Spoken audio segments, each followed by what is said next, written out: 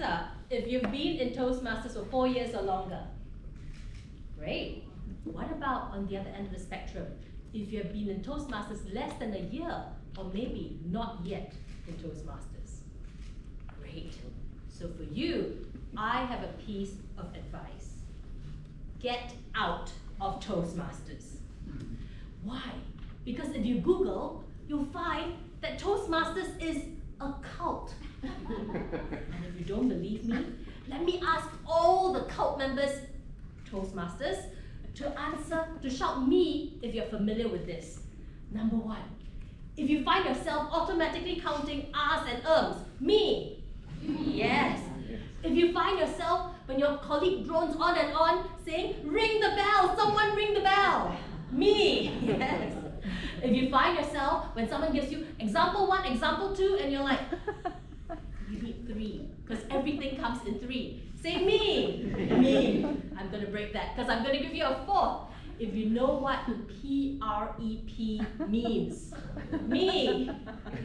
Now I see some confused faces from the new members, and you're probably thinking, are they speaking Greek? And this is where a true blue Toastmaster will say, yes, we can speak Greek, because we know things like anaphora, ephysiosis, epitrophy, and so on. And if you don't know, you can ask Ernest Chen. Okay. Now, if you're really, really confused, then you know what? It takes me back 4 years to my first Toastmasters meeting, almost exactly 4 years ago, 7th of September 2020. And I had seen an ad on Eventbrite that said, be bold, brilliant, and brief. And I thought, I want to be all of that. So I logged in, because this was still Zoom meetings, this was during COVID. And there you have me in that little corner there with shorter hair. And that was when I got an introduction to my first Toastmaster cult language. PREP stands for point, reason, example, point again. It was a workshop delivered by the fabulous Mariana Pascal, who recently joined Toastmasters TMCS just last month when she moved to Singapore. I was so hooked, so simple and so brilliant, I was hooked. And immediately, I joined Toastmasters. Now you might be wondering, it seems like she did learn something from Toastmasters. So why is she telling me to get out of Toastmasters? And if you're confused, can you do this? Yeah. But what if I could tell you how to get the most out of Toastmasters? Would you like that? Yeah. Yes. So let me share with you my 3 top tips for getting the most out of your Toastmasters journey. Whether you're new, whether you're a little bit older, or whether you are yet to be born as a Toastmaster. So tip number 1, what you can get out of Toastmasters is to get yourself out of the shadows and onto the stage. So let me ask, who came here tonight to be a better public speaker? Who thinks I'm going to do it in 12 months or less? Okay, that's what I thought. And then I met this man, Ernest Chen, who recently celebrated 40 years in Toastmasters. 40 years. And I remember my first conversation with him. I said, Ernest, I'm a business owner, and if I tell my customer that you have to keep buying my product for 40 years, they're probably not going to do it, right? Surely there's a faster way to do this. And he smiled and he said, you know, most people join Toastmasters thinking, I'll get there in 6 months, 12 months, so easy public speaking, right? The reality is it takes you 5 years to know that you don't know. And I'm like, oh. So I'm in year 4 right now, which means that I'm still in the know that I don't know.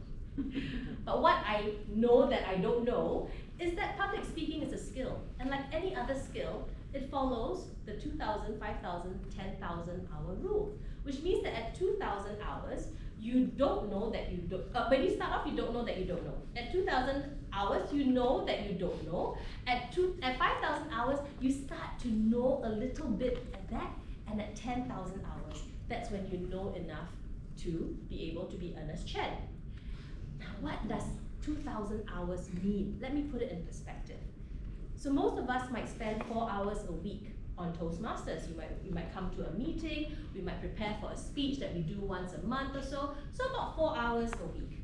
Multiply that by 50 weeks in the year, so that's 200 hours a year.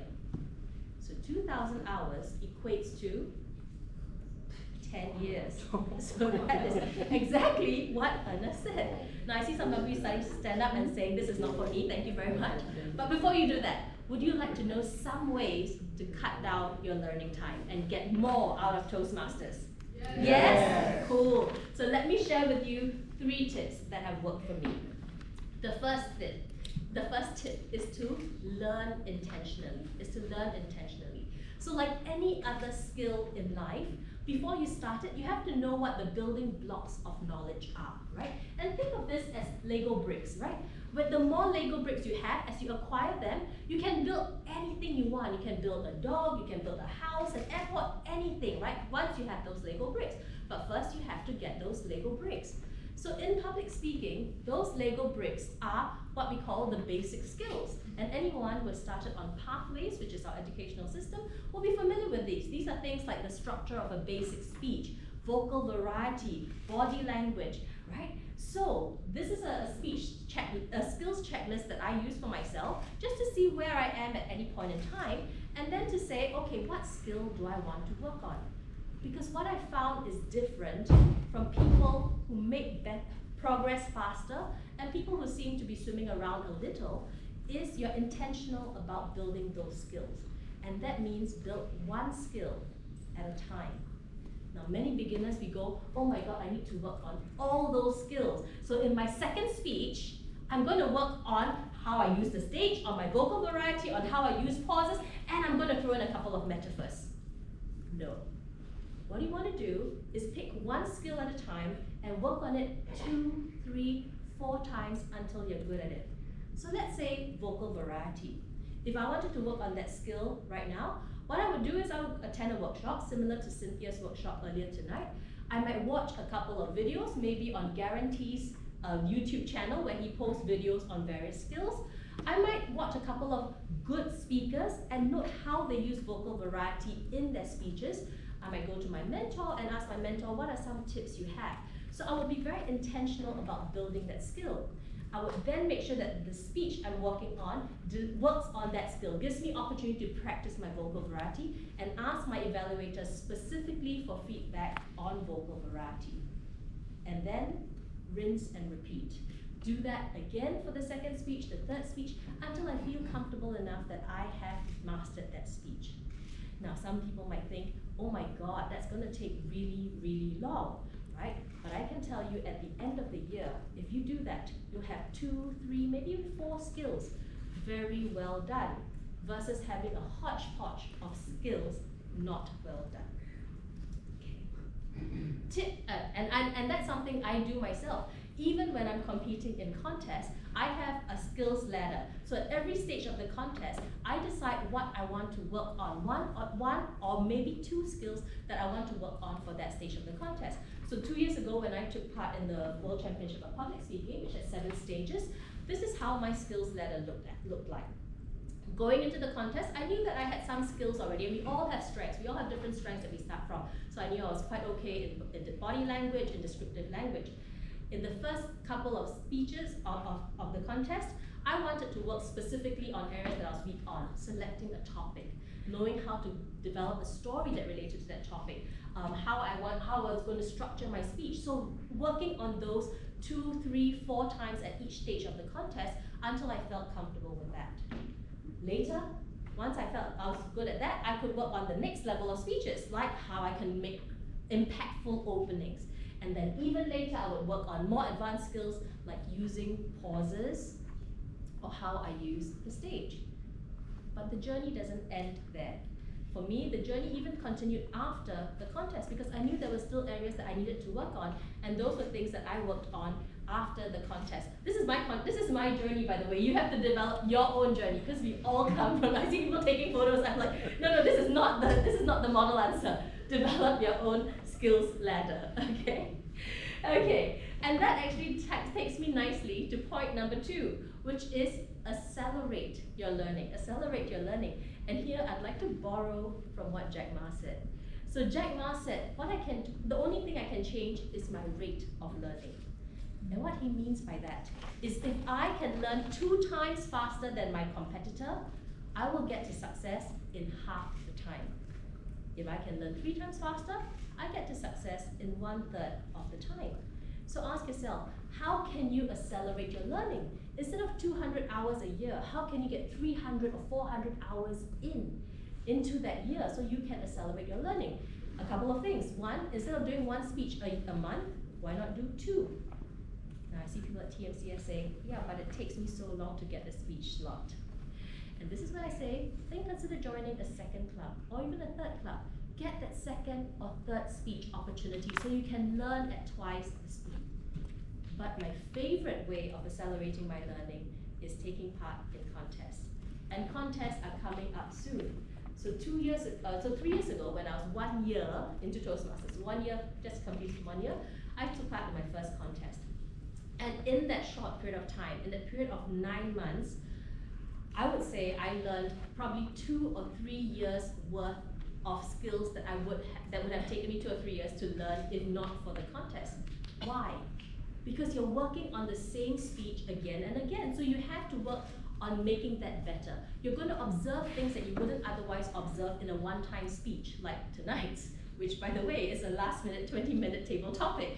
And you're going to get feedback from a broader audience because there are different people who will come to contests. And in the scope of preparing for the contest, I practiced my speech at 50 clubs. It's something I would not have done otherwise. So when you prepare for contests, you squeeze in all that learning and you grow so much faster. And tip number 3 is learn smart. So Tony Robbins said, wherever you want to go, find someone who has already been there and learn from them. And here in Toastmasters, we obviously have a mentorship model. That's how we learn. And along my journey, the coaches and mentors who have guided me have been tremendous. Now, what I want to share with you is to know that there are different coaches and different mentors for every stage of the journey. So just taking my contest journey before. In the early stages, to be honest, nobody really wanted to help, right? I mean, you might get your own mentor who wants to help, but you're one of many and people might give you a bit of time. So a lot of that was self-directed learning, was watching YouTube videos. You can Google, there's a lot of YouTube videos available. You can read some books written by champions. You can take an online course that people sell. It's a couple of $100. So you can do that in the early stages. Later on, you can get help from people who have achieved that, like Chuckin, district champion, getting help from him on getting me to the stage that he has already been to before. And then later on, when I got to the world stage, was paying for paid coaching from world-class speakers, and they're very expensive. So I don't recommend going for that until you're at that level. But there's a lot of resources that can help you, guide you, accelerate your learning so that you get the most out of your Toastmasters journey. So there you have it. 3 of things to get out of the shadows on stage. How can you intentionally learn by having a skills checklist? How can you accelerate your learning by taking part in contests or joining more clubs? How can you be smart about learning by following people who have already been there? But wait, there's more because it's getting the most out of Toastmasters. So let's come to tip number 2.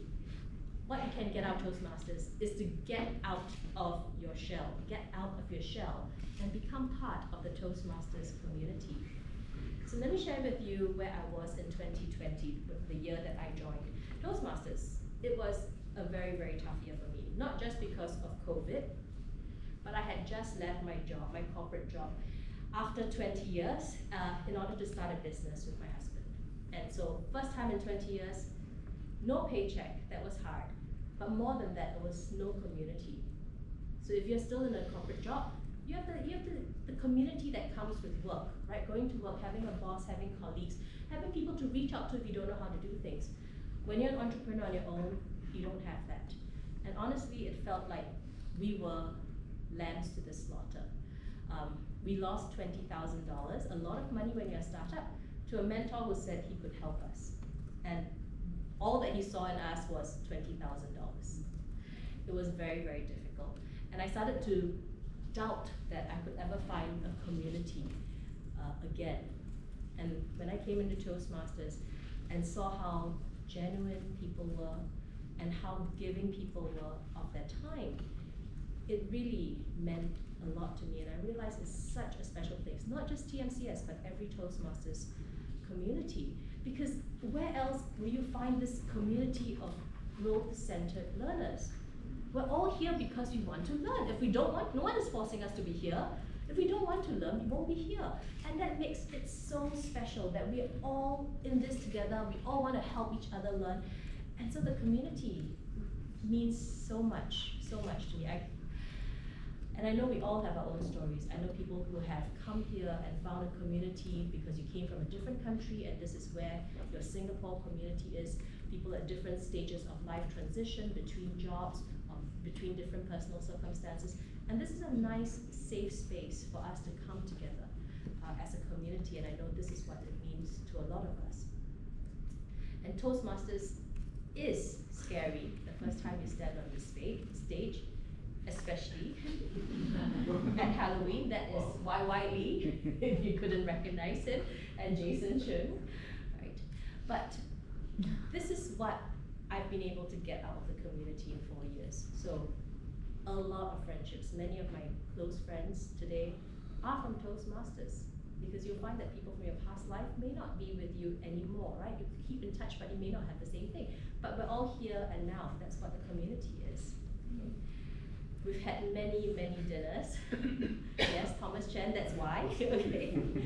Well, what can I say? You wanted to know why. We've had many, many dinners and amazing conversations with dinners. I always say that any Toastmasters dinner is an amazing opportunity to learn something, because all of us have such wonderful different stories with different backgrounds, different things that where we're on a journey. It's very, very difficult, I can tell you, to find that broad variety of experiences and putting such a wonderful combination of people together as you get in a Toastmasters dinner.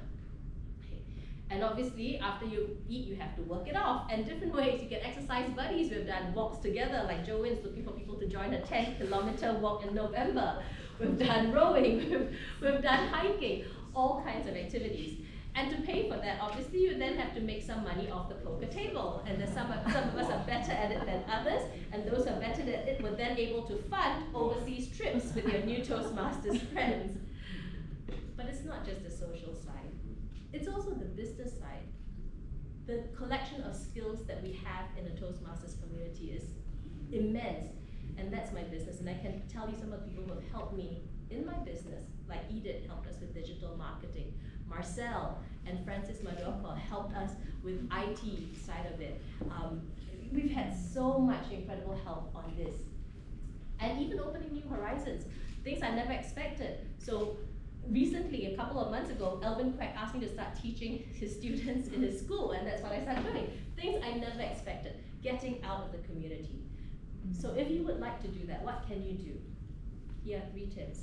First tip, connect with people outside of the chapter meetings. So Mondays are great, but when you connect with people outside, if you hear something that someone said that you want to follow up with them, do that, because that's where you build a connection. Tip number 2, contribute. Many people have stepped up to join the Exco. We have the biggest Exco in Singapore, and that's a way to contribute. And one thing that I would say, having served as president and also as treasurer, is I hope that everyone has something similar to this experience. So this was a yacht trip that we took at the end of the Exco term 2 years ago, and it's my hope that everyone who contributes gets to experience something like that. That you get value out of it and you get friendships, lifelong friendships out of that. Tip number 3 is to cherish what we've built. As mentioned, this is a very, very special community, not just for me, but also for everyone who's been part of it. And I think sometimes people take actions that impact other people's experience in the community. And I think it's very important to recognize that communities take a lot of time to build, but also can be destroyed very quickly. And it goes downhill very fast. When people don't feel connected, they don't come anymore. They don't show up for meetings when it's not their turn to speak. They don't contribute to the extent that they want to. And so I think if you're aware that your actions have impact on others, let's not destroy this community that means so much for us. Okay, and finally, get the most out of TMC, out of Toastmasters. Number 3 is getting out of yourself.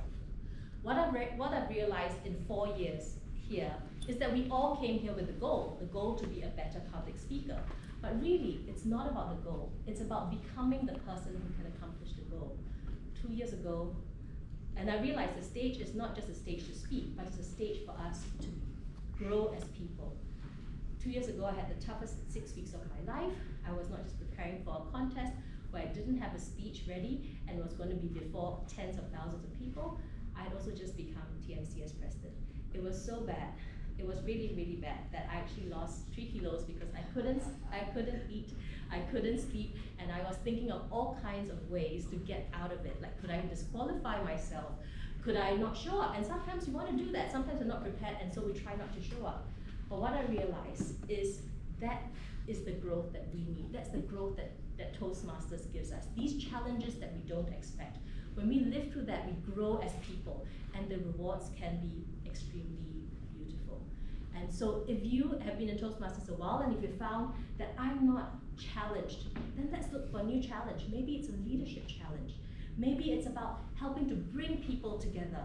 Maybe it's about stepping outside of Toastmasters to do something else with the skills that you've built in Toastmasters. Because that is the challenge that we need. And growth is not easy, but growth is extremely beautiful.